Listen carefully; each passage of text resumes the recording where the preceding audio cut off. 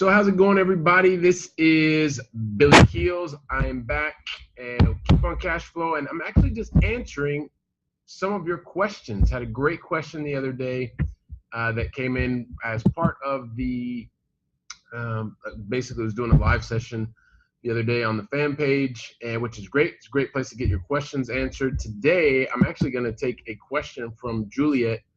And one of the things I was talking about was just I was reading and I was looking at some of different concepts, financial concepts, things like that. And she asked, basically, I'll figure out how to put it here in the question, but basically she was wanting to understand when I said something about higher level concepts. And so basically, one of the things that she asked about was cash on cash return. And I thought, well, let me just at least answer the question. I can draw it out, and hopefully this is going to be very, very helpful for you. So one of the financial metrics when you're looking at measuring your success in sort of a way from real estate perspective or investment in general is looking at cash on cash return. And basically what that means is when you're looking at the cash flow that you're receiving, and you're going to compare that to the amount of like the purchase of the property, let's say.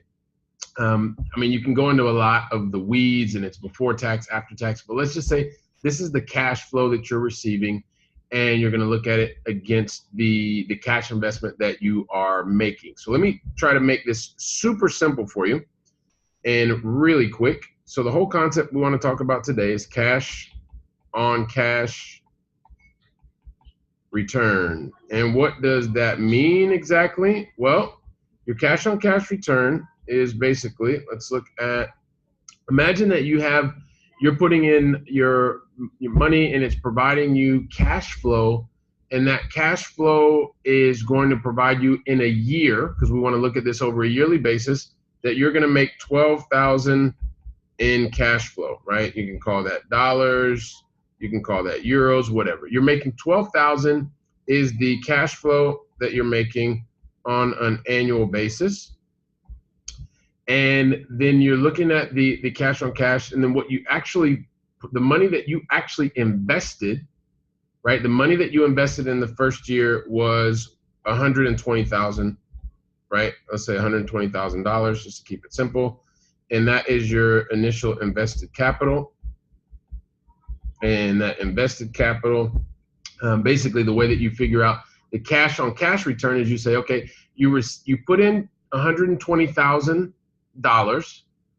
and in that same year that you put the $120,000, that $120,000 provided you with $12,000 of cash flow. So basically, the cash on cash return, we look at your $12,000, which was the cash flow annually that you received,